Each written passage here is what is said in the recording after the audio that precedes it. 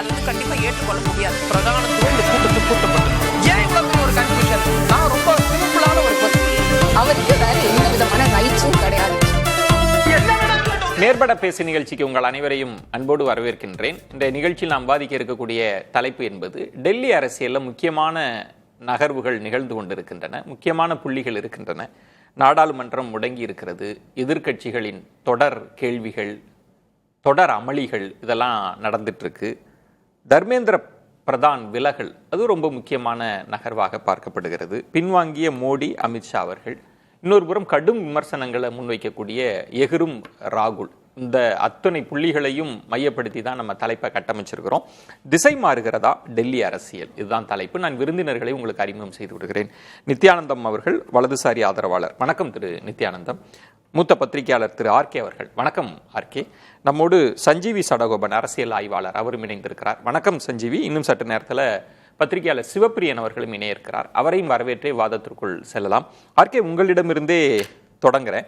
நிறைய தமிழ் சார்ந்த தலைப்புகள் பேசுறப்ப கூட நீங்க டெல்லி அரசியலை கனெக்ட் பண்ணி சில விஷயங்கள் பேசுவீங்க. இது முழுக்க முழுக்க டெல்லி அரசியல் தான். நிறைய நகர்வுகள் நடந்துட்டு இருக்கு. எப்படி டெல்லி அரசியல் எதை நோக்கி போயிட்டு இருக்கு ஆர்கே? ரொம்ப பெரிய ஒரு அன்சர்டனிட்டி ஃப்ளக்ஸ். இதுக்கு இப்போ கடைசி காரணம் என்னன்னு பாத்தீங்கன்னா, இந்த அபிஜித் தீப்கே என்ற அந்த கரப்பாம்பூச்சின்னு நீங்க சொல்லுவீங்க, நான் காக்ரோச் ஜனதா பார்ட்டி தான், அவங்க வந்து தமிழாக்கம் கொடுக்கல. அவர்கள் வந்து ஒரு கூட்டத்தை வந்து கூட்டுறாங்க, டெல்லியில கூட்டுறாங்க. திடீர்னு பாத்தீங்கன்னா அன்னைக்கு காத்தால வந்து அந்த மீட்டிங் ஹாலுக்கு கேன்சல்டு அப்படின்னு வருது. தமிழகத்துல நாம் வந்து எப்பவுமே பண்ற ஒரு விஷயம் தான் இது. போலீஸ் வந்து அச்சுறுத்தி ஒரு ஹாலை வந்து கொடுக்காம இருக்கிறது வந்து தமிழகத்துல வாடிக்கையான விஷயம். டெல்லியில வந்து நடக்கவே நடக்காது. யாரோ வந்து ஜார்க்கண்ட்ல இருந்து நக்சலைட்ஸ் எல்லாருமே வந்து காஷ்மீர் தீவிரவாத அமைப்புகளினுடைய அந்த பொலிட்டிக்கல் லீடர்ஸ் எல்லாம் வந்து பண்ற அப்ப கூட யாருமே வந்து பிரச்சனை பண்ண மாட்டாங்க, பேசுவாங்க. அந்த வெளியே இருக்கும், அந்த ஸ்பேஸ் கிடைக்கும். ஆனா இப்ப என்ன பண்றாங்கன்னு பாத்தீங்கன்னா, ஒரு பதிவு போட்டாலே வந்து அதை போய் நீக்கிற ஒரு தன்மை வந்து இப்ப இந்த அரசாங்கத்துக்கு இருக்கிறது. டெல்லியில் இருக்கிற அரசாங்கத்துக்கு, பாஜக அரசாங்கத்துக்கு இருக்குது. அதை நம்ம பார்த்து கொண்டு இருக்கிறோம். எவ்வளவோ ஆயிரக்கணக்கான போஸ்ட் வந்து நீக்கி இருக்காங்க. அது சிலது வந்து பிரதமரை வந்து கொச்சையா பேசுறதெல்லாம் இருக்கிறது. ஆனா பெரும்பாலான இது வந்து ஒரு போஸ்ட் ட்விட்டர்ல நீக்கின ஒரு போஸ்ட் என்னன்னா, அமித்ஷாவுக்கும் அதாவது ஹோம் செக்ரட்டரிக்கும் ஹோம் மினிஸ்டருக்கும் இடையில தகராறு, அவங்க வந்து they don't see eye to eye ன்னு சொல்லிட்டு ஒரு பதிவு வருது. அதை வந்து நீக்குறாங்க.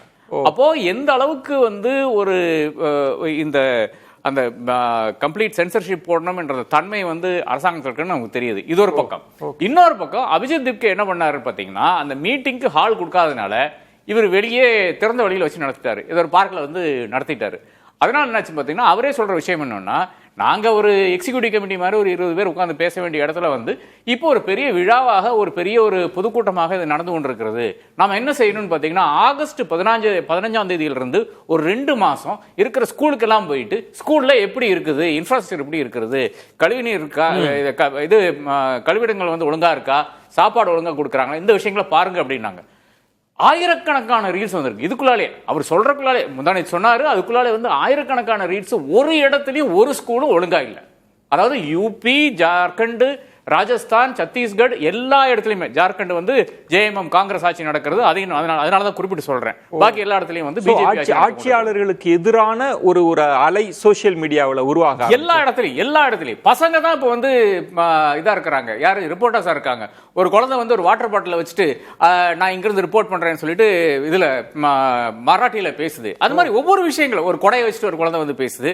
அது எல்லாம் வந்து வைரலான கண்டென்ட்டாக எல்லா இடத்துலயும் வந்து ஒன்று இருக்கிறது. கம்ப்ளீட்டா ஒரு இடத்துல வந்து ரோடே கிடையாதுங்க, அப்படியே பயங்கர மோசமா இருக்கிற ரோடு. இந்த குழந்தையோட இந்த வைரல் வீடியோனால அந்த ரோடு வந்து இன்னைக்கு போடப்படுகிறது. அப்ப எழுச்சி என்பது ஜென் ஜி கிட்ட இல்ல, ஜென் ஆல்பா கிட்ட வந்து ஆரம்பிக்குது. எல்லா இடத்துலயும் வந்து ஒரு பறவை, ஒரு தீ மாதிரி பரவி கொண்டிருக்கு. இதுல பாஜக ரோல் எப்படி இருக்கு? பேக் ஃபுட் பின்வாங்குறாங்களா? தெரிய மாட்டேங்குது, என்ன பண்றதுன்னு தெரிய மாட்டேங்குது. யூபியில மட்டும் தான் கரெக்டா பண்ணாரு. யோகி ஆதித்யநாத் வந்து கூப்பிட்டு சொல்லிட்டு எஜுகேஷன் டிபார்ட்மெண்ட்டுக்கு வந்து கடகடகடன் இவர் என்ன பேசி முடிக்கிறதுக்குள்ளாலே ஒரு 2 பேஜுக்கு வந்து அறிக்கை தயாரிக்கி எல்லா ஸ்கூலுக்கும் வந்து அனுப்பிட்டாங்க. அடே பார்த்து பண்ணுங்கடா, எல்லாமே கொஞ்சம் ஒழுங்கா இருக்கான்னு பாருங்கடா, பாத்ரூம் ஒழுங்கா இருக்கா, சாப்பாடு ஒழுங்கா கொடுக்குறாங்களா, இதெல்லாம் பண்றாங்கன்னு சொல்லிட்டு. அப்போ அது என்னை பொறுத்தவரை ஒரு பெரிய விஷயமா தான் நான் காண்றேன். அதாவது இவர் என்ன சொல்றாருன்னு பார்த்து ஒரே ஒரு அரசாங்கம் மட்டும்தான் அதற்கான நடவடிக்கை வந்து எடுத்திருக்கிறது. நடவடிக்கைன்னா என்ன, லெட்டர் அனுப்பி இருக்காங்க, ஆனா அதுக்கான மெக்கானிசம் இருக்கான்னு பார்த்தீங்கன்னா கிடையாது. அப்ப நான் இதை ஏன் சொல்றேன்னு பாத்தீங்கன்னா, இந்த அளவுக்கு அதாவது அபிஜித் தீப்கே ஒரு விஷயத்த சொன்னா அந்த அளவுக்கு ஒரு எதிர்வினை வந்து வருகிறது. அவரை முடக்க வேண்டும் என்று மத்திய அரசாங்கம் பார்த்து கொண்டிருக்கிறது. பிள்ளைகள் வந்து இவர் என்ன சொல்ல போறாரு அதை நம்ம இம்ப்ளிமெண்ட் பண்ண வேண்டும், நாடொட்டுக்கும் இம்ப்ளிமெண்ட் பண்ண வேண்டும் என்ற அந்த அடிப்படையில் வந்து கச்சா முச்சான் என்னென்ன முடியுமோ அவர்கள் எல்லாம் வந்து வீடியோ சொல்றாங்க.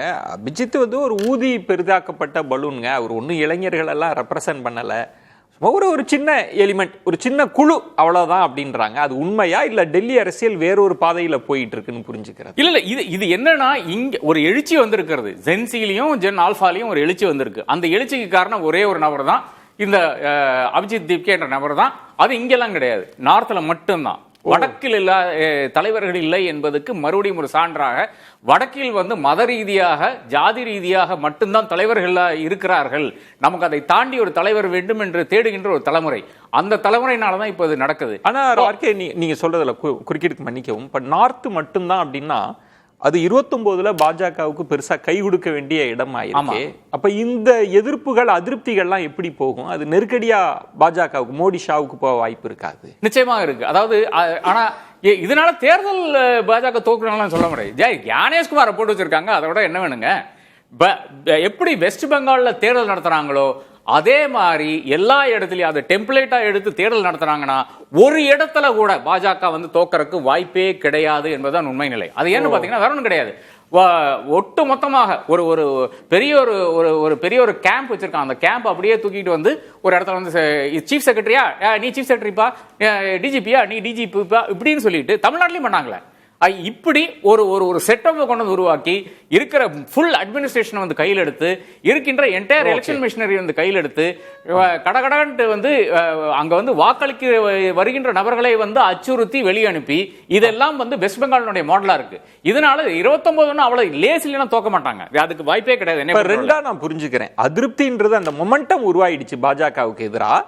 ஆனா அதை தேர்தலோட நம்ம சம்பந்தப்படுத்த வேண்டியது இல்லை. அதுல நீங்க சொல்ற மாதிரி பாஜக அவங்களுக்கே உரிய பாணிய, உங்க பார்வை அப்படிதான் இருக்கு, அதுல அவங்க கடந்து வந்துருவாங்க. மாலத்தீவுல இருந்து பெருவுல இருந்து எந்த நாட்டுல பார்த்தாலும் எவ்வளவுதான் வந்து ஒரு டிக்டேட்டர் வந்து அன்பாப்புலரா இருந்தா கூட அவர் ஜெயிப்பாரு, தேர்தல் ஜெயிப்பாரு. 99% வாக்கு எடுத்து அவர் வந்து ஜெயிப்பாரு. இதுதான் எல்லா இடத்துலயும் இருக்கின்ற மோடியா இருக்கிறது. மோடி அமித்ஷா அவங்க கம்ஃபர்ட்டா இருக்காங்களா, இல்ல அவங்களுக்கு உள்ள நிர்வாகத்துக்குள்ள RSS உறவுக்குள்ள ஏதாவது பிரஷர் அது மாதிரி இருக்கா? அது சலசலப்பு நம்ம கேட்டுக்கொண்டுதான் இருக்கிறோம். இது அதுக்கு நடுவில் ஒரே ஒரு விஷயம் மட்டும் சொல்லிடுறேன். இவ்வளோ அபிஜித் தீப்கே அங்க வந்து பேசினாரு, நாடு மொத்தத்துக்கும் வந்து இது மாதிரி வீடியோ போட்டு கொண்டிருக்கிறார்கள். தமிழ்நாட்டில் ஒரு சலசலப்பு கூட கிடையாது. ஏன் இல்லைன்னு பாத்தீங்கன்னா விஜய் நாள் கிடையாது, ஸ்கூல் எல்லாம் ஒழுங்கா இருக்கு. அதுவும் விஜய்னால கிடையாது, அது வந்து திமுகனால அதிமுகனால காலகாலமா இருந்த அரசாங்கத்தினால வந்து பிரச்சனை இல்லாம இருக்கிறது. கேரளால இதனால ஒரு பெரிய சலசலப்பே கிடையாது. கேரளால யூசுவலா வந்து அபிஜித் தீப்கே சொன்னா ஏதாச்சும் ஒரு ரியாக்ஷன் இருக்கும். ஆனா கேரளாலே ஸ்கூல்கள் எல்லாம் ஒழுங்கா இருக்கிறதுனால, அரசு பள்ளிகள் வந்து ஒழுங்கா இருக்கிறதுனால, இங்க எல்லா அரசு பள்ளிகளும் ஒழுங்கா இருக்கணும்னு நான் சொல்ல மாட்டேன். பெரும்பாலான குஜராத் எல்லாம் பாத்தீங்கன்னா, குஜராத் ஆனாலும் சரி, ராஜஸ்தான் ஆனாலும் சரி, உத்தரப்பிரதேஷ் ஆனாலும் சரி, அழுக வந்துருங்க. அந்த அளவுக்கு வந்து குஜராத் மாடல்ன்றதெல்லாம் இனி அவங்களுக்கு கை கொடுக்காதுன்றீங்க? இல்ல குஜராத் மாடல் பெரிய போங்குங்க, அது ஜஸ்ட் ஒரு மார்க்கெட்டிங் ஸ்லோகன் தான், அதை தாண்டி ஒண்ணுமே கிடையாது. குஜராத் மாடல் என்பது அந்த அளவுக்கு பெரிய ஒரு சக்சஸ்ஃபுல் மாடலா இருந்தால் நிச்சயமாக அங்க இருக்கின்ற பெண்கள் வந்து முன்னேறி எங்கேயோ வந்திருப்பார்கள். எத்தனை பெண்களை தெரியும் நமக்கு? ஒரு அதானி அம்பானி இது பெண்கள் கிடையாது. இவங்க 2 பேரை தவிர்த்து வேற யாராச்சும் வந்து அங்கிருந்து பழச்சு வந்திருக்காங்களா? யாருமே கிடையாது என்பதுதான் உண்மை நிலை. நிச்சயமாக டெல்லி பாலிடிக்ஸ்ல வந்து ஒரு மாற்றம் வந்து கொண்டிருக்கிறது. அந்த மாற்றத்துக்கு வித்து தகர இவர் தான், அபிஜித் தீப்கே தான். உள்ளுக்குள்ளால நிறைய குமரர்கள், நிறைய பிரச்சனைகள், RSSக்கு நடுவுல இது நமக்கு எப்படி பாதிக்கும், இந்த மாதிரி விஷயங்கள்லாம் வந்து கொண்டுதான் இருக்கிறது. பேசலாம். நித்யானந்தம், சமீபத்திய நகர்வுகள் பாஜகவுக்கு சந்தோஷத்தை தர மாதிரி இருக்கா? எப்படி பாக்குறீங்க? பாஜகவுக்கு ஒரு நெருக்கடியான சூழல் ஒரு 2-3 மாதத்துக்குள்ள உருவாகி அப்படி நகர்ந்துட்டு இருக்க மாதிரி தெரியுதா? எப்படி புரிஞ்சுக்கிறது? புதிய தலைமுறை நேயர்களுக்கு என்னுடைய பணிவான வணக்கத்தினை தெரிவித்துக் கொள்கின்றேன்.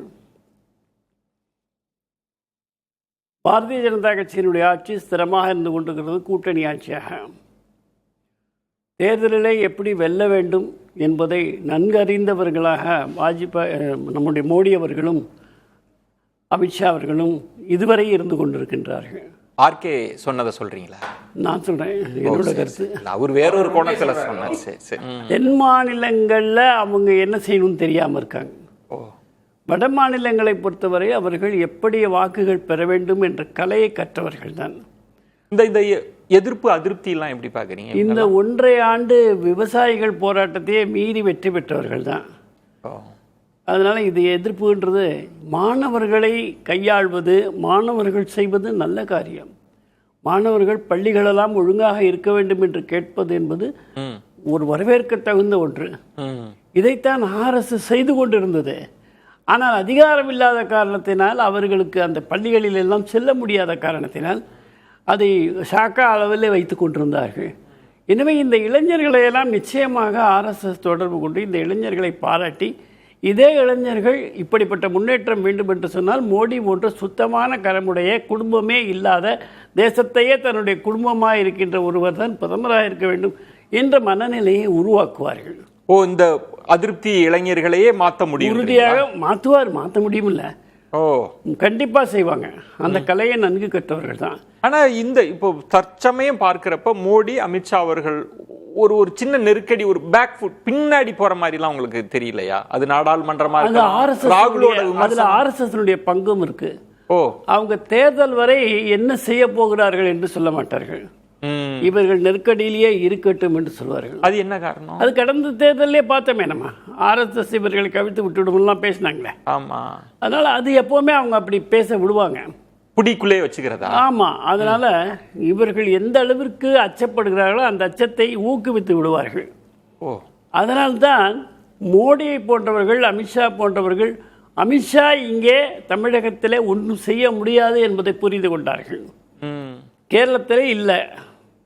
ஆக தென் மாநிலங்களிலே, வட மாநிலங்களில் எங்கேனும் ஒரு சறுக்கல் ஏற்பட்டால் கொஞ்சம் அந்த சறுக்கலை சரி செய்வதற்கு தென் மாநிலங்கள் அவர்களுக்கு துணை நிற்கும் என்று அவர்கள் நம்புகிறார்கள். இந்த வட மாநிலத்தில் நீங்க சொன்ன நிறைய கலைகள் எல்லாமே சப்ஜெக்டிவ் தான். நான் முடிந்த முடிவாக சொல்லலை, விமர்சனமாக சொல்றது. இப்போ மதம் சார்ந்தோ சாதி சார்ந்தோ எடுத்தாங்கன்னா, இப்போ ஆர்கே அவர்கள் சொல்றது, இன்னைக்கு ஒரு புதிய தலைமுறை வந்துருச்சு, அவங்க வளர்ச்சி சார்ந்து வந்துட்டாங்க, அது பாஜகவுக்கு நெருக்கடியா, டெல்லி அரசியலே திசை மாறிடுச்சுன்னா நீங்க நம்பலையா? அப்படி ஏத்துக்கலையா?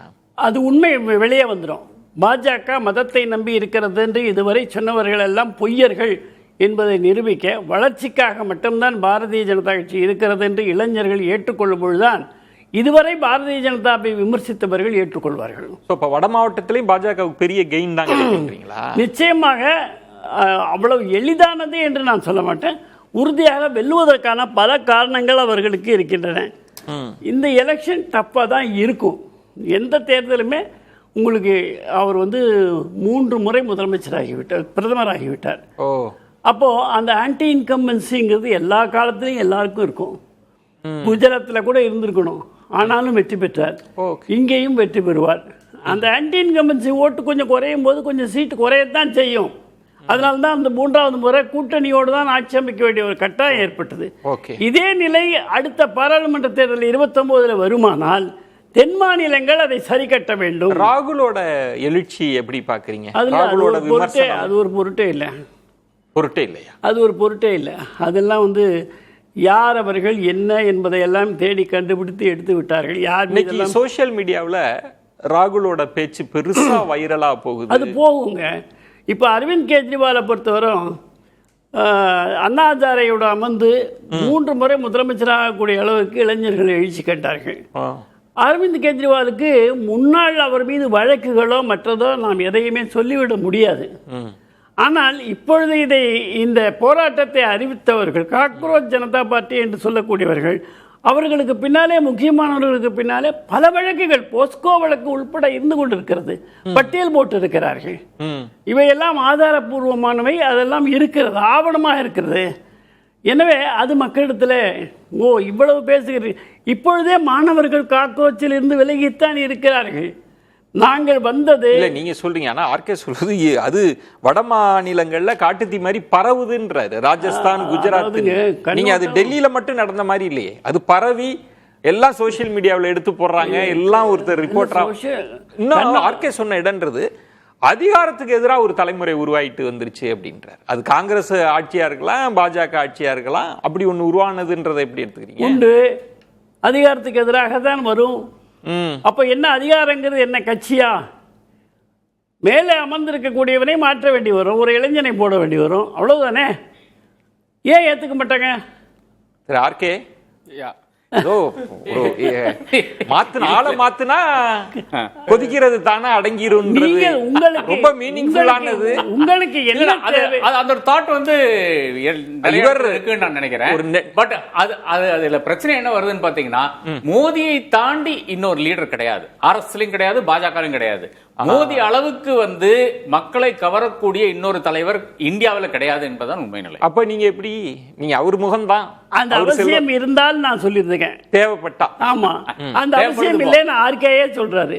இல்ல இல்ல வேற வழி இல்லங்கறான், வேற ஆப்ஷன் இல்ல. இல்ல அப்படி எல்லாம் நீங்க சொல்லவே முடியாது. மோடியை யார் கற்பனை பண்ணாங்க? அத்வானி தான் நினைச்சாங்க. இல்ல சார், பேசலாம். சிவபிரியன், டெல்லி அரசியலை ஏதோ நம்ம ஒரு புள்ளியை எடுத்து பேசல, பலருக்குமே என்ன நடக்குது டெல்லியில, என்ன அரசியல் என்ன மாதிரி போகுது, காக்ரோச் ஜனதா பார்ட்டின்றாங்க, அப்புறம் தர்மேந்திர பிரதான் பின்வாங்கலா இருக்கலாம், நாடாளுமன்றத்தில் ராகுலோட பேச்சா இருக்கலாம், மோடி அமித்ஷா என்ன செய்யறாங்க, எதை உத்தரப்பிரதேசத்தை யோசிச்சுட்டு இருக்காங்களான்னு ஒன்றும் புரியல. எந்த பக்கம் டெல்லி அரசியல் காத்து அடிக்குது, எப்படி புரிஞ்சுக்கிறீங்க? அரசியல் போக்கு வந்து கொஞ்சம் கொஞ்சமா மாறுது. அது வந்து நம்மளால புரிஞ்சுக்க முடியுது. பட் ஆர்கே சார் சொன்ன மாதிரி அது தேர்தல் வரைக்கும் நீடிக்குமா, தேர்தல் வியூகங்கள்ல வேற ஏதாவது விஷயங்கள் வருமா? ஏன்னா பாஜக வந்து ஒரு கட்சி மட்டும் இல்லை, அது வந்து ஒரு எலெக்ஷன் வின்னிங் மிஷினாக தான் நான் பார்க்குறேன். அவங்க வந்து 24 மணி நேரமும் அவங்களுக்கு வந்து யோசனையே வந்து அடுத்த தேர்தலை எப்படி ஜெயிக்கலாம் அப்படிங்கிறது தான். அவங்க வந்து ஜெயிக்காத மாநிலங்களே தமிழ்நாடும் கேரளாவும் மட்டும்தான். மற்ற எல்லா இடத்துலையும் அவங்களுடைய வல்லமை என்னங்கிறத காமிச்சிட்டாங்க. ஈவன் சவுத் இந்தியாவிலேயே கூட நீங்கள் எடுத்துக்கிட்டிங்கன்னா கர்நாடகாவில் மாறி மாறி வராங்க. தெலுங்கானாவில் கூட அவங்க டிஆர்எஸை வந்து கடந்த 2 தேர்தல், அதாவது அசம்பிளி எலெக்ஷன்லையும் லோக்சபா எலெக்ஷன்லையும் டிஆர்எஸ் அப்படிங்கிற கட்சியை இல்லாமல் பண்ணிட்டு 2வது கட்சியாக இன்னைக்கு தெலுங்கானாவில் கூட உருவெடுக்கக்கூடிய வல்லமை பாஜக கிட்ட இருக்குது. இப்போ என்னன்னா, இந்த காக்ரோச் ஜனதா பார்ட்டி அப்படிங்கிற அந்த ஒரு பினாமினா அவங்க எதிர்பார்க்கல. அது சடனா வந்து அவங்கள வந்து ஒரு சுனாமி மாதிரி அவங்கள வந்து தாக்கிடுச்சு. ஸோ இப்போ அந்த சுனாமில இருந்து வெளியில வர்றதுக்கு அந்த ஆஃப்டர் எஃபெக்ட்ஸ் அது எப்படி இருக்குன்னா, அவங்களால என்ன பண்றதுன்னு தெரியல. ஸோ நிறைய விஷயங்கள் பண்ணி பார்க்குறாங்க. க்ளூலெஸ்ஸா இருக்காங்களா, பழைய ஆயுதங்கள் பயன்படாம? இல்ல, அவங்களுக்கு என்னன்னா, முதல் முறையா அவங்களுடைய அமைச்சர் ஒருவர், அதுவும் RSS பின்புலம் கொண்ட ஒருவர், நரேந்திர மோடி அவர்களுடைய முதல் அமைச்சரவையிலிருந்து இருக்கிறவர், ஆர்கனைசேஷனலா வந்து தர்மேந்திர பிரதானை வந்து எல்லாத்துக்கும் ரிலை பண்றாங்க. கர்நாடகா போன்ற முக்கிய மாநிலங்களுக்கு நீங்க பாத்தீங்கன்னா தர்மேந்திர பிரதானை தான் ரிலை பண்றாங்க. அப்படி இருக்கக்கூடிய ஒருவரை வந்து ஒரு பிரஷர்ல, அதாவது யூபிஏ கவர்மெண்ட்ல வந்து ஒரு ரெசிக்னேஷன் நடந்ததுன்னா அதை வந்து யாரும் பெருசா பேசியிருக்க மாட்டேங்க. ஏன்னா அங்கே வந்து ஸ்பேட் ஆஃப் ரெசிக்னேஷன்ஸ், ஒருத்தரை ரிசைன் பண்ண வச்சிங்கன்னா மற்றவங்களாம் ஒவ்வொன்றுத்துக்கும் கேட்பாங்கங்கிறதுனால மோடி அமைச்சரவையில் வந்து அந்த ரெசிக்னேஷன் அப்படிங்கிறதே இல்லாமல் இருந்தது 12 வருஷம். ஆனால் இதுக்கு ரெசிக்னேஷன் காங்கிரஸ் கேட்டோ இல்லை மற்ற கட்சிகள் கேட்டோ இந்த ரெசிக்னேஷன் வரல. ஒரு மிகப்பெரிய போராட்டம். அந்த போராட்டம் எதோட கம்பேர் செய்யப்படுகிறது என்றால் 2011 அண்ணா ஹசாரேவினுடைய India against corruption, Anna Hazare, Kiran Bedi மற்றும் அரவிந்த் கெஜ்ரிவால், மனுஷ் சிசோடியா இவங்களுடைய போராட்டத்துக்கு அது கம்பேர் செய்யப்படும் போது அங்கே தான் அவங்களுக்கு வந்து கொஞ்சம் ஜிட்டரி ஆகுறாங்க. இது என்ன, ஏன்னா ஃபர்ஸ்ட் அவங்க க்ளூலெஸ் ஆயிட்டாங்க. இந்த போராட்டத்தை எப்படியாவது நம்ம கலைச்சிடலாம் அப்படிங்கிற அந்த எண்ணத்துல தான் அவங்க இருந்தாங்க.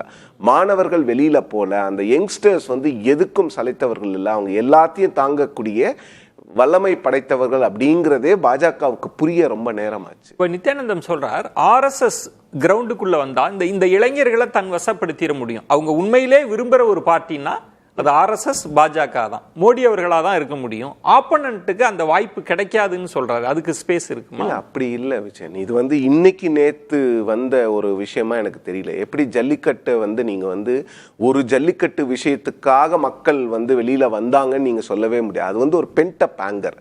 அந்த மாதிரிதான் இங்க பென்டப் ஆங்கர். சார் சொன்னாரு 3வது முறையா வந்தாங்க பாஜக அப்படின்னு. பாஜக 3வது முறையா வந்தது, ஆனா இப்ப கூட்டணி ஆட்சி தான் இருக்குது. அந்த கூட்டணி ஆட்சி எப்படி இருக்குதுங்கிறது வேற. பட் மக்கள் ஓட்டு போட்டது வந்து 2019 303 சீட்டு கொடுத்த மக்கள் வந்து 2024 பாஜக வந்து தங்களுடைய சாதனையாக காட்டிக்கொண்ட ராமர் கோயில் போன்ற விஷயங்களை எல்லாம் மீறி தான் யூபியிலேயே வந்து அவங்களுக்கு மிகப்பெரிய ஒரு தோல்வி கிடைத்தது. நீங்க சொன்னதுல ஒரே ஒரு, இந்த ராமர் கோயில் விவகாரத்தையும் நம்ம இந்த புள்ளிகளில் கனெக்ட் பண்ண வேண்டியிருக்கு. அது என்ன இம்பாக்ட் வட மாநிலங்கள்ல ஏற்படுத்தி அந்த இம்பாக்ட் எல்லாம் தாண்டி தான் அங்க காங்கிரஸும் எஸ்பியும் கான்ஸ்டிடியூஷனுக்கு ஒரு த்ரெட் இருக்கு, இங்க அரசியலமைப்பு சட்டத்திற்கே ஒரு இல்ல இப்ப நான் சொல்லுவது அயோத்தியில் நடந்த அந்த முறைகேடு விவகாரம் இருக்கு, அது என்ன இது எல்லாமே ஒரு பென்ட பேங்கரா தான் வரும். அதெல்லாம் சேரும், அதெல்லாம் சேர்ந்துக்கிட்டு தான் இருக்குது. இப்போ பிஜேபியில் நீங்க பாத்தீங்கன்னா பார்லிமெண்ட்லயே கூட இந்த முறை அவங்க எப்பவுமே வந்து இந்த ஃப்ளோர் மேனேஜ்மெண்ட் அப்படிங்கிறது வந்து ஹவுஸ் ரன் பண்ணக்கூடிய அந்த ரெஸ்பான்சிபிலிட்டி வந்து அரசாங்கத்துக்கிட்ட தான் இருக்கு. எதிர்கட்சிகள் அப்படிதான் பண்ணுவாங்க. இன்னும் ஒரு கட்டம் மேல போய் சொன்னா இந்த டிஸ்ரப்ஷன் இருக்குல்ல, அமளி, இதை வந்து ஒரு வெப்பனா யூஸ் பண்ண ஆரம்பிச்சதே பாஜக தான். முன்னாள் குடியரசுத் தலைவர் திரு பிரணாப் முகர்ஜி அவர்கள் வந்து ரொம்ப ஓப்பனா சொல்லியிருக்கிறார். அத்வானி அவர்கள் வந்து 2004 அவங்களால பாஜக தோத்ததை ஏற்றுக்கொள்ள முடியாத பாஜக இந்த அமளி அப்படிங்கிற விஷயத்தை வந்து இன்ஸ்டிடியூஷனலைஸ் பண்ண ஆரம்பிச்சாங்க. அதுல இருந்து வந்த பிரச்சனை தான் இது.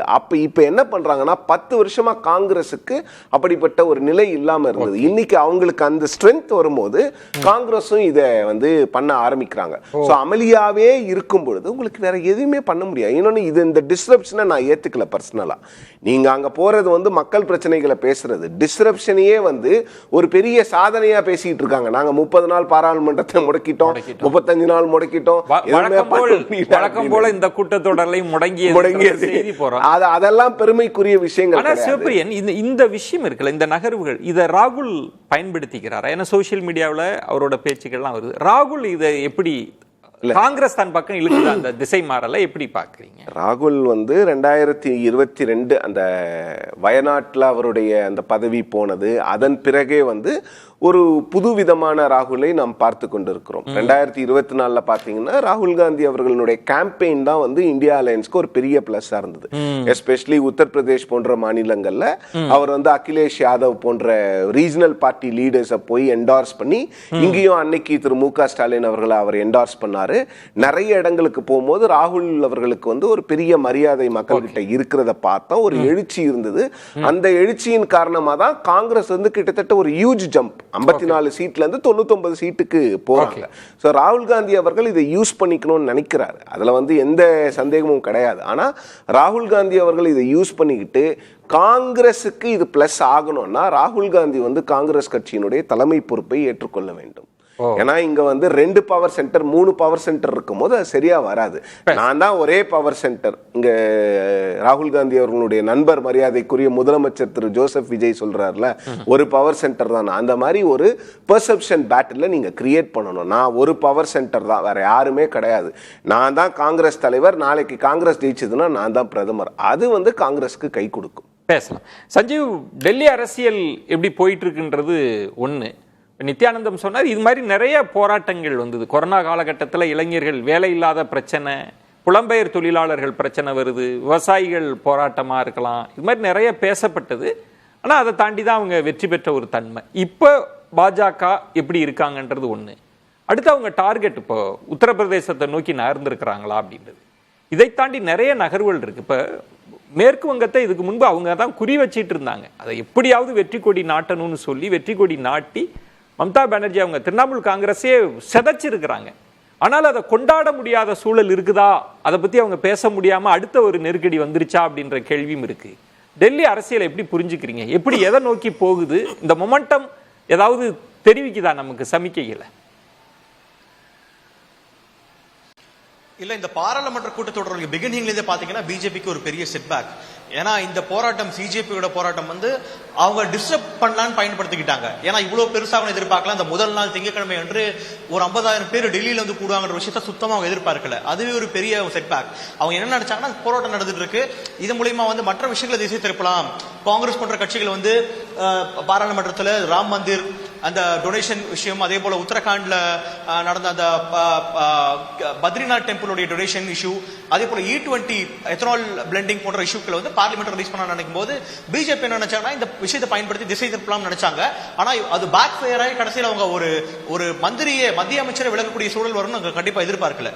சோ அதுல இருந்து பாத்தீங்கன்னா இந்த செஷன் எப்போ முடியும் தான் பாஜக எதிர்பார்த்ததை தவிர டிஸ்டர்ப் பண்ணிட்டே நாங்க தொடர்ந்து. நீங்க நடுவில் கூட பாத்தீங்கன்னா டீலிமிடேஷன் கொண்டு வரப்படும் சொல்லிட்டு ஒரு மெசேஜ் வந்தது.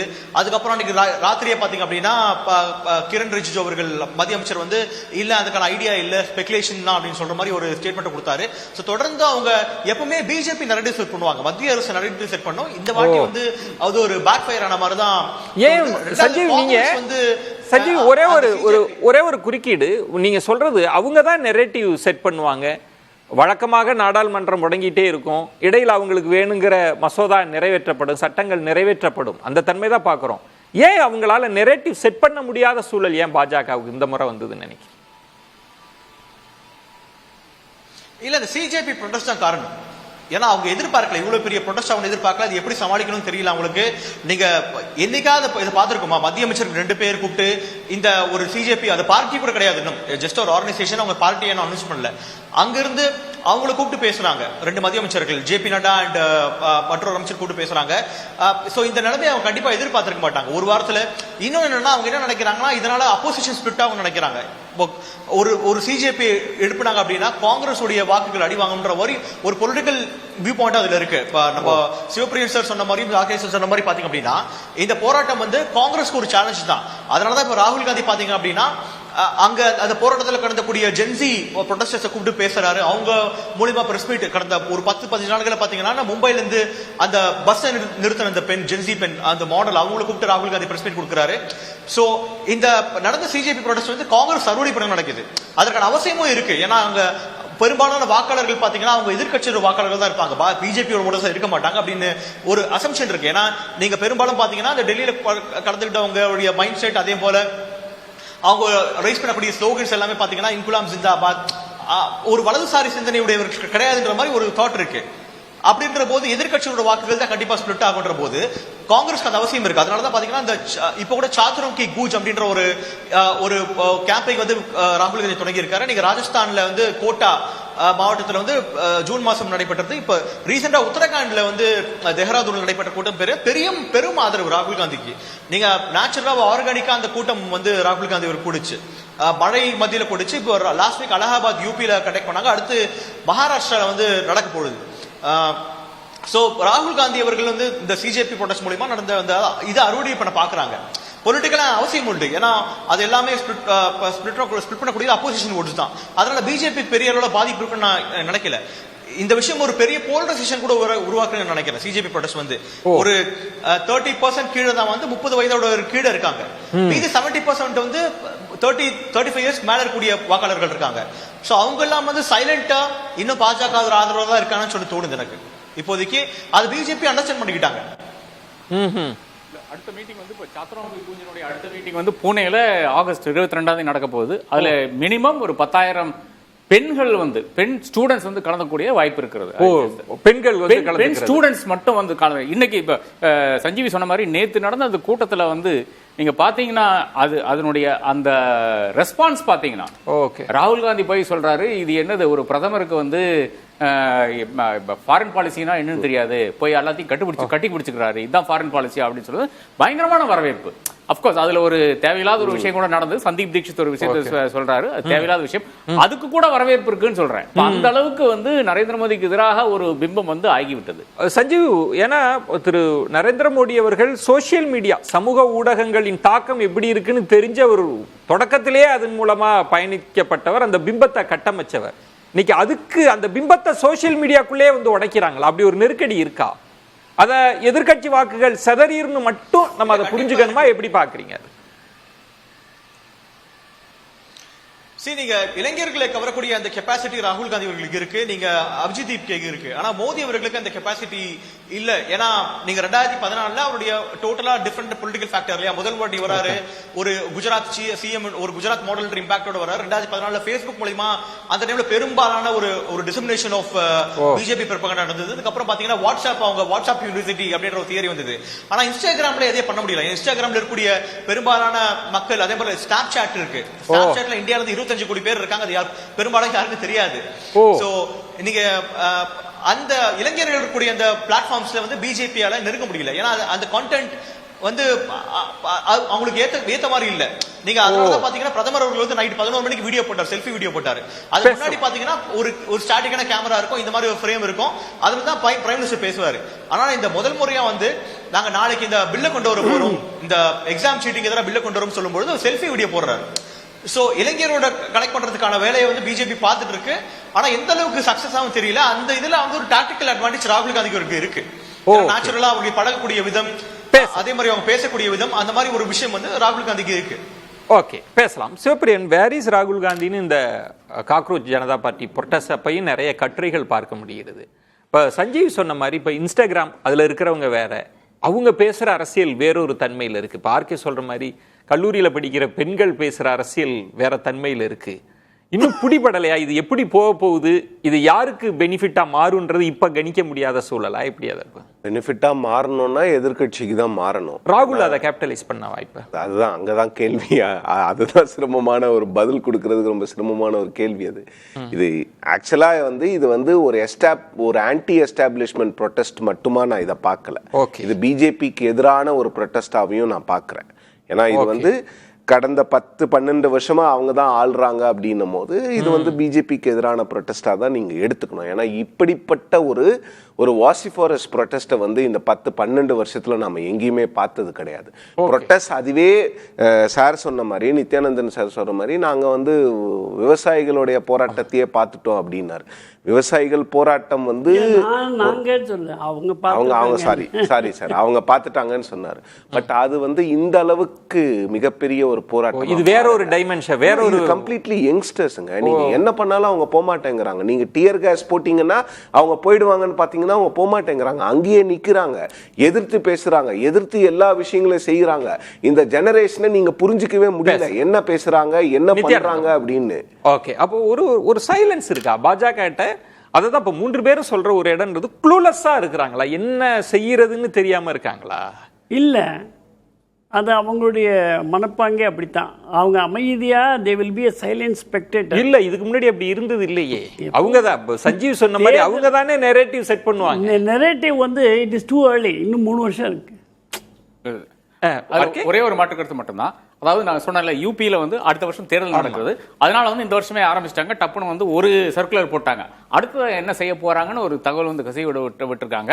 50,000 ரூபாய் பெண்களுக்கு வந்து 10,000 ரூபாய் கொடுத்தாங்கல்ல பீகார்ல, 50,000 அடிக்க வேண்டியது அப்படின்ற ஒரு நியூஸ் வந்து இருக்கிறது. அதாவது தொழில் தொடங்குறதுன்னு சொல்லி கொடுக்குறாங்க. நான் கேட்கறேன், பீகார்ல ஒரு பெண் கிட்ட அவங்க கேட்டாங்களா தேர்தலுக்கு பிறகு என்ன தொழில் தொடங்குனீங்கன்னு? கேட்கவே இல்லை. லஞ்சம் 50,000 ரூபாய். என்ன நித்யானந்தம், இந்த சாம வேத தண்டம்லாம் சொல்ல அதெல்லாம் பயன்படுத்துறது காசு தான். அது அப்படிதான். அது என்னன்னா மக்கள் பயன்படுத்திக் கொள்ள வேண்டும். அவர் எதையுமே மறுக்க மாட்டேங்கிறாரு. அப்படிதான் அப்படின்ற பொருளாதாரத்தில் மக்கள் உயர வேண்டும். இல்ல, இப்ப எனக்கு நீங்க மென்மையா பேசுவீங்க, ஆனா கருத்து முரண்பாட தெரிவிப்பீங்க. ஒருவேளை உங்களுக்கும் இந்த காக்ரோச் ஜனதா பார்ட்டி ஒரு பிரஷரை கொடுத்துட்டாங்களா? நீங்களுமே ஒத்துக்கிற இடத்துக்கு டிஃபென்சிவ் மூடுக்கு வரீங்க. பூராந்தேழு கர்ப்பம்பூச்சிலாம் நம்மள ஒன்றும் பண்ணாது. சரி, பேசலாம். இந்த சுற்றுலா நம்ம வாட் நெக்ஸ்ட் எதை நோக்கி பயணிக்கும்னு பேசலாம்னு நினைக்கிறேன். இப்போ பாஜக மோடி அமித்ஷாவோட திட்டம் என்ன? எதை நோக்கி இனி அவங்க நகர்வாங்கன்னு? அமித்ஷாவுடைய ஒரு விஷயம் வந்து என்னுடைய நண்பர்கிட்ட ஒருத்தர் ஷேர் பண்ணியிருந்தாரு. அதாவது அவருடைய கேள்வி என்னன்னா, நீங்க வரவன போறவன எல்லாம் எடுத்துட்டு இருக்கீங்க, எல்லாத்துக்குமே வந்து நீங்க வந்து இடி அதெல்லாம் போட்டு உள்ள கொண்டு வந்துடுறீங்க, ஆனா அதுக்கு பிறகு வந்து ஒரு ஆக்ஷன் கிடையாது. அப்ப நம்ம கட்சியை வந்து அவன் காரி துப்புறான் அப்படின்றது ஒரு இது வந்து சொல்றாரு. அமித்ஷா கிட்ட யார் வேணாலும் ஓப்பனா பேசலாம். அது பாஜக இருக்கிற ஒரு தன்மை. தலைவர்கிட்ட ராகுல் காந்தி கிட்ட முடியாது, முக ஸ்டாலின் முடியாது, விஜய் கிட்ட அப்கோர்ஸ் பார்த்தா தானே பேசுறது, அதெல்லாம் இருக்கு. அவரு அமித்ஷா பேஷண்ட கேட்டு அவர் வந்து பதில் சொல்றாரு. நீங்க சொல்லுங்க, நமக்கு கொள்கை கோட்பாடுகள் நாம் போட்டிருக்கோம், அது வந்து நம்மளுடைய மேனிஃபெஸ்டோலையும் சொல்லியிருக்கோம். இதுல எங்காச்சும் ஒரு இடத்துல வந்து நாம் வந்து இதுல இருந்து இல்ல இது பண்ண மாட்டோம் அப்படின்னு சொல்லியிருக்கோமா? 370 எடுத்துக்கங்க, இல்ல எந்த ஒரு இஷ்யூ எடுத்துக்கங்க, அந்த ஏதாச்சும் ஒரு இஷ்யூல வந்து நான் சொன்ன விஷயத்துல இருந்து RSS இந்துத்துவா கொள்கையில இருந்து நாம் வந்து மாறி இருக்கிறோமா என்ற அந்த கேள்வி கேட்டாரு. மாறவே இல்லை. எல்லா இடத்துலையுமே அந்த ஹிந்துத்துவா கொள்கைகள் வந்து அவர்கள் வந்து இம்ப்ளிமெண்ட் பண்ணுவாங்க. அதான் இப்ப சார் கூட சொன்னார்ல, 12 பில் ஏதோ பாஸ் பண்ணியிருக்காங்க. அப்ப என்னதான் நடந்தாலும், என்ன கூச்சல் குழப்பம் நடந்தாலும் இந்த பில் பாஸ் பண்ணணும்னு இருக்கும். அதுதான் இன்ஸ்ட்ரக்ஷனா இருக்கும். அதை வந்து பண்ணிடுறாங்க. அதே தான் மறுபடியும் பண்ண போறாங்க. டீலிமிட்டேஷன் ஆனாலும் சரி, என்ன ஆனாலும் சரி, அவர்கள் ஒரு இலக்கை வந்து அவங்க வச்சுட்டாங்கன்னா அந்த இலக்குக்கு போய்தான் அது நகர்வாங்க. எலக்டோரல்ல அந்த இந்துத்துவா இந்த முறையும் கை கொடுக்கிறதுக்கும் ஸ்பேஸ் இருக்குன்ற இல்ல, அது இப்போ வந்து யோசிச்சு கொண்டிருக்கிறார் என்ன செய்யணும் என்று. அது வந்து 2027 யூபியினுடைய தேர்தல் வந்து மிக முக்கியமான தேர்தலாக அதுக்கு இருக்கிறது. அதுல என்ன பிரச்சனை வருதுன்னு பாத்தீங்கன்னா, ஒவ்வொரு யூபி தேர்தலையும் வந்து ஒரு கூகுளி வந்து போடுவாங்க. 2017 தேர்தலுக்கு முன்னாலதான் நம்மளுடைய டிமானிட்டைசேஷன் வருகிறது. அப்ப ஒவ்வொரு தேர்தலுக்கு முன்னாலையும் வந்து இந்த மாதிரியான விஷயங்கள் செய்து கொண்டே இருப்பார்கள். இந்த தேர்தலுக்கு முன்னால என்ன செய்யறாங்கன்னு நமக்கு தெரியாது, பார்த்துக்கொண்டிருக்கோம். நித்யானந்தம், பாஜக நகர்வு எப்படி எதை நோக்கி இருக்குன்னு நினைக்கிறீங்க? இல்ல, இப்போ ஆர்கே கூட சொன்னாரு, ஃபாரின் ரெகுலேஷன் ஆக்ட், ரெகுலேஷனில் அமெண்ட்மெண்ட் ஆக்ட், அது ஏற்கனவே எஃப்சிஆர்ஏ இருக்குது, பாஸ் ஆகிருக்கு. அதனால் அது புது ஆக்ட் கிடையாது, அமெண்ட்மெண்ட் பண்ணிட்டு தான் இருக்கிறாங்க. அதில் இது ஒரு புது அமெண்ட்மெண்ட் இப்போ வந்திருக்கிறது. இதில் வந்து கிறிஸ்துவர்களையோ இஸ்லாமியர்களோ தாக்குவதற்காக எதிர்க்கட்சி பிரச்சாரத்தை எடுக்குமானால், நீங்கள் சொன்னீங்களே கொஞ்சம் நேரத்துக்கு முன்னாடி, அஜெண்டா பிஜேபி இன்னும் செட் பண்ணவே இல்லையே அப்படின்னு கேட்டிங்களே. இப்போ சர்க்குலேஷனில் இருக்கக்கூடிய அஜெண்டா இதுதான். ஸ்ரீ சத்யசாய் சேவா ட்ரஸ்ட், மகாராஷ்டிரா இது ஆயுர்வேதா பரிஸ்தான், Ramakrishna mission, Hindu mission hospital, Durga educational development welfare society, Om Shakti education, இந்த மாதிரி ஒரு 25 இருக்கு. இவங்க எல்லாருமே சிக்கியிருக்காங்க. எல்லாமே இந்து ஆர்கனைசேஷன். இப்போ நீங்க சொல்றது இந்த மதம் சார்ந்த அரசியல் இருந்தது. ஆனா இப்ப நடக்கிற போராட்டங்கள்லாம் இருக்குல்ல, இப்ப சஞ்சீவோ அதுதான் மடைமாற்றம். இப்படி எல்லாம் வளர்ச்சி சார்ந்து நகரலையா? இளைஞர்களுக்கு அந்த வேலையை கொடுங்கப்பா, கல்வியில சீர்ந்து அதை நோக்கி போல. அதிகாரத்தை கைப்பற்றினால்தான் வளர்ச்சியை நீங்க செய்ய முடியும். இதுவரை உலக நாடுகள் முழுக்க இல்லாத ஒரு வரவேற்பு இந்தியாவிற்கு கொடுக்கிறது என்று சொன்னால் அது வளர்ச்சி தானே. ஆனா இப்போ சோசியல் மீடியாவில் பிஜேபியினருக்கு இளைஞர்கள் பதில் சொல்றாங்கல்ல, நீங்க என்ன வளர்ச்சி, என்ன ஃபாரின் பாலிசி, அவங்க பேசுற அரசியல் வேறொரு தன்மை வரும். அது வந்து உடையது விளம்பேல் அப்படின்னு வச்சிருக்கிறாங்க. இப்போ அண்ணாமலை அவர்கள் கூட நீங்க பேசும்போது பாத்தீங்கன்னா பாஜக அண்ணாமலை அவர்களும் இதுல இருக்காரு. பாஜகவுடைய ஆட்சியில சரி ஒரு சில தவறுகள் நடந்ததை சுட்டி காட்டுறாரு. ஆனால் மோடியை விட்டு கொடுப்பாரா? அப்படிதான் காக்ரோச் பார்ட்டி இருப்பாங்கன்றீங்களா? இல்ல, காக்ரோச் பார்ட்டி நான் பார்க்கவே இல்லைங்க. ஏன்னா அது ஒரு விஷயமே இல்ல. சிவப்பிரியன், இப்போ நித்யானந்தம், இப்போ தமிழ்நாட்டிலையும் என்ன எல்லாரும் சோசியல் மீடியாவில் எத்தனை பேர், இளைஞர்கள் எத்தனை பேர், நம்ம எல்லாம் சொன்னோம். அது எவ்வளவு இன்ஃப்ளூயன்ஸராக மாறினாங்கன்னு தெரியல. இதே தன்மை இந்தியாவில் இருக்குமான்னு தெரியல. ஆனால் நித்யானந்தம் சொல்றாரு, அவங்களுக்கு தேர்தல் கணக்கு அந்த கலை அறிந்தவர்கள், அவங்க ஒரு நெரேட்டிவ் செட் பண்ணுவாங்க. அது இந்த முறை கை கொடுக்குமா? பிஜேபி செட் பண்ற நெரேட்டிவ் போன முறை அவங்க வந்து 400ன்னு செட் பண்ண நெரேட்டிவே பெரிய பூமராங் ஆயிடுச்சு. 400ன்னு சொல்லிக்கிட்டு கடைசியில வந்து அவங்க 240 தாண்ட முடியலையே. அப்ப கடந்த முறையே அவங்களுக்கு கிட்டத்தட்ட பப்ளிக்கா பாத்தீங்கன்னா எந்த பிரஷரும் பிஜேபிக்கு இல்லாத மாதிரி தான் 2024 தேர்தல் ரன்னப் இருந்தது. நீங்க பாத்தீங்கன்னா ஜனவரியில ராமர் கோயிலினுடைய இனாகிரேஷன் மிகப்பெரிய அளவுல பாஜக தான் ஜெயிக்கும், வேற யாரும் ஜெயிக்கவே முடியாது, ஆப்போசிஷன் என்ன 100 சீட்டு ஒன்னா தாண்டுமான்ற கேள்வியெல்லாம் தாண்டி காங்கிரஸுக்கு எவ்வளவு பிரஷர் பாஜக கொடுத்ததுங்கிறதையும் பார்க்கணும். அவங்களோட அக்கௌண்ட்ஸை ஃப்ரீஸ் பண்ணாங்க. அவ்வளவு இடையூறுகள் கொடுத்தும் கூட அவங்களால வந்து 303 காப்பாற்றிக்க முடியாம நான் சொல்லி முடிச்சுறேன், நீங்க பேசுங்க. சுருக்கமா ஒரே ஒரு விஷயம் கருத்தோடு சேர்த்துதான் சுருக்கமா. வடநாட்டில் அவர்களுக்கு எங்கேனும் சரிவு ஏற்பட்டால் நான் முதல் சுற்று தென் மாநிலங்களில் சரிவீடு பண்ணுவாங்களோ அப்படின்னு நான் சந்தேகத்தை கூட கேட்கல. திராவிட முன்னேற்ற கழகம் மிக தெளிவாக பாஜகவையோ மற்ற கட்சிகளோ விமர்சிக்க கூடாது என்று ஸ்டாலின் அவர்கள் சொல்லிவிட்டார். இல்ல கிடையாது, அப்படியெல்லாம் கிடையாது.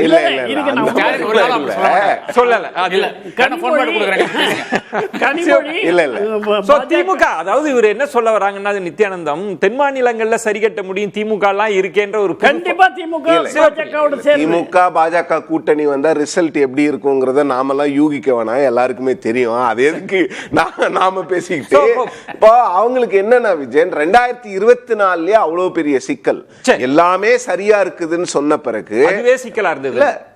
அதனுடைய அந்த பொலிட்டிக்கல் பொசிஷனிங் பார்க்கணும். நாங்க சொன்ன ராமர் கோயிலை கட்டிட்டோம், இதுவரைக்கும் 500 வருஷம் 5000 வருஷம் முடியாத விஷயத்தை நாங்க சாதிச்சிருக்கோம், ஒரு முழு ஹிந்து ராஷ்டிரா இப்ப வருதுன்னு சொன்ன பிறகும் கூட காங்கிரஸை எப்படியெல்லாம் முடக்கணும்னு முடக்கி பார்த்து கேண்டிடேட்ஸை டிஸ்குவாலிஃபை பண்ண பிறகும் கூட அவங்களால வந்து 240 தான் தொட முடிஞ்சது. இப்ப பிரஷர் வெளிப்படையா தெரியும் போது எப்படி ஹேண்டில் பண்ண போறாங்கிறத பொறுத்து. ஒருவேளை உத்தரப்பிரதேசம் ஆர்கே அவர்கள் சொன்ன நுணுக்கமான இடம்ன்றது உத்தரப்பிரதேச தேர்தலுக்கு முன்பாக ஏதோ ஒன்று நடக்கும், அது வேறொன்றா மாறும்.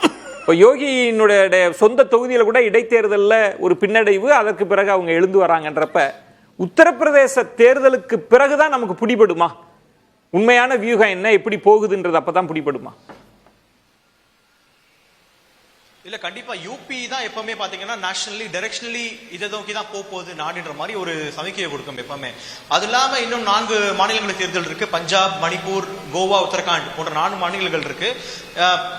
பஞ்சாப்ல பாத்தீங்கன்னா ஆம் ஆத்மி விசஸ் காங்கிரஸ் மாதிரி போயிட்டு இருக்கு. அங்கேயும் வந்து பிஜேபி வந்து போட்டி போட்டு இருக்காங்க. நிறைய உள்ள குழப்பங்கள் இருக்கு. சோ தேசிய அளவில் பார்க்கும்போது இன்னொரு விஷயம் சொல்லணும்னா பிஜேபிக்கு எப்படி இருந்தாலும் 35% ஓட் ஷேர் இருக்கு, அதுல டவுட் இல்ல இப்போதைக்கு எனக்கு பொறுத்த வரைக்கும். என்டிஏ சேர்த்து ஒரு 40-43% போலாம். சோ செகண்ட் எனிமி ஸ்ட்ராங் ஆச்சு அப்படின்னா trying to create third enemy இல்லையா? அதனால இந்த வரக்கூடிய தேர்தலில் வந்து பாத்தீங்கன்னா ஒரு தேர்ட் ஃப்ரண்ட் கிரியேட் ஆக வாய்ப்பு இருக்கு. ஓகே, தேர்ட் ஃப்ரண்ட் கிரியேட் ஆச்சு அப்படின்னா நேச்சுரலா பிஜேபிக்கு அட்வான்டேஜா போக வாய்ப்பு இருக்கு. சோ ஆம் ஆத்மி போன்ற கட்சிகள் எப்பவுமே ஏற்கனவே பாத்தீங்கன்னா ஒட்டி ஒட்டாம இருக்காங்க இந்தியா அலைன்ஸ் ஓட. அதே மாதிரி மற்ற கட்சிகள் இருக்கு இல்லையா? இப்போ ஒய்எஸ்ஆர்சிபி இருக்கு, அதே மாதிரி பிஆர்எஸ் இருக்கு. டிஎம்கே கூட தேர்ட் ஃப்ரண்ட் போகிறதுக்கு வாய்ப்புகள் இல்லாம அதையும் கவனிக்கணும் போது நேச்சுரலா என்டிஏக்கு அட்வான்டேஜ் பேசலாம். ஆமா பேச திசை மாறுகிறதா டெல்லி அரசியல்னு பேசுறோம். ஆர்கே சம்ம பண்ணலாம், எப்படி நீங்க அனுமானிக்கிறீங்கன்றத சொல்லலாம். இல்லை, அடுத்த சில நாட்கள்ல நமக்கு தெரியும். இப்போ மோடி வந்து ஒன்னும் ஃபாரின் விசிட் போயிடுவாரு, இல்லைன்னா இங்கே உட்கார்ந்து இந்த விஷயத்தை வந்து கூர்ந்து கவனித்து ஒரு விஷயம். பிஜேபியினுடைய பெரிய பாசிட்டிவ் என்னன்னா அவங்க வந்து முழு நேர அரசியல்வாதிகள். ராகுல் காந்தியை மாதிரி டப்பு டப்புன்னு இது விபாசனா மெடிடேஷன் சொல்லி 10 நாள் 20 நாள் வந்து போயிட மாட்டாங்க. இப்போ ராகுல் காந்தி இந்த ஸ்டூடெண்ட் அவுட்ரீச் எல்லாம் முடிச்சுட்டு மறுபடியும் கிளம்பிடுவாரு. அது வந்து ஒரு பாஜக தலைவரும் பண்ண மாட்டாங்க, ஒரு மெயின்லைன் தலைவரும் பண்ண மாட்டாங்க. அவர்கள் வந்து எங்க தவறு நடக்குது அப்படின்னு சொல்லிட்டு அதை வந்து சரிகட்ட பார்ப்பாங்க. அது என்னை பொறுத்தவரை முடியாத ஒரு தருணமா தான் இருக்கிறது. 3 டேர்ம் ஆயிடுச்சு. யூபிலையும் பல விஷயங்கள் வந்து நெகட்டிவா தான் போய் கொண்டிருக்கிறது என்று நான் காண்கிறேன். எப்படி இது நம்ம யூபி எலெக்ஷன் வந்து ரொம்ப ஒரு பைவிட்டல் ரோல் பிளே பண்ணும். பாஜகவினுடைய கார்ட்ஸ் எப்படி யூபியில பண்ண போறாங்க, ஒருவேளை உத்தரப்பிரதேசத்துல வந்து பாஜக ஒருவேளை ஆட்சியை இழந்தால் அது வந்து பல விஷயங்களை மாற்றும். ஒருவேளை அவங்க அங்க ஆட்சி வந்துட்டாங்கன்னா பாஜகவுக்கு இன்டர்னல் ப்ராப்ளம்ஸ் வருவதற்கான வாய்ப்புகளும். வெற்றி பெற்றா வேற பிரச்சனை. ஆமா, வெற்றி பெற்ற பெரிய பிரச்சனை. ஏன்னா 3வது முறை இன்னொருத்தர் வந்து மிகப்பெரிய இந்தியாவினுடைய மிகப்பெரிய மாநிலத்துல, அதுவும் வந்து ஒரு என்ன சொல்றது ஒரு சாமியார் இதுல இருக்கிறவரு, அவர் வந்து மோடி அவர்களை விட ஹார்ட்கோர் இந்துத்துவா பேசுறவரு. அப்படிப்பட்ட ஒருத்தர் வந்து 3வது முறை ஜெயிச்சார்னா அதனுடைய இம்ப்ளிகேஷன்ஸ் பிஜேபியில வேற மாதிரி இருக்கும். இன்ட்ரா பார்ட்டி பிரச்சனை வரும் உள்ள. சஞ்சீவ், வாட் நெக்ஸ்ட், எப்படி போகும் சுருக்கமா? இல்ல ஒரு லார்ஜர் பொலிட்டிக்கல் பிக்சர் டெமோகிராபிக்கலா பார்த்தோம் அப்படின்னா இந்த இளைஞர் எழுச்சின்றது பிஜேபிக்கு ஒரு சேலஞ்ச் தான். ஆனா மற்றொரு பக்கம் என்ன பண்ணுவாங்கன்னா போலரைசேஷன் ட்ரை பண்ணுவாங்க. அதாவது ஏஜ் போலரைசேஷன் ட்ரை பண்ணுவாங்க. 30 வயசுக்கு உள்ள இருக்கவங்களுடைய வாக்குகளை வந்து அப்போசிஷன் அடிக்க வச்சுப்பாங்க. 40 வயசுக்கு மேல இருக்கக்கூடிய வாக்காளர்களை வந்து பிஜேபி டார்கெட் பண்ணுவாங்க. அதுக்கான டெக்னிக் அவங்களுக்கு இருக்கு.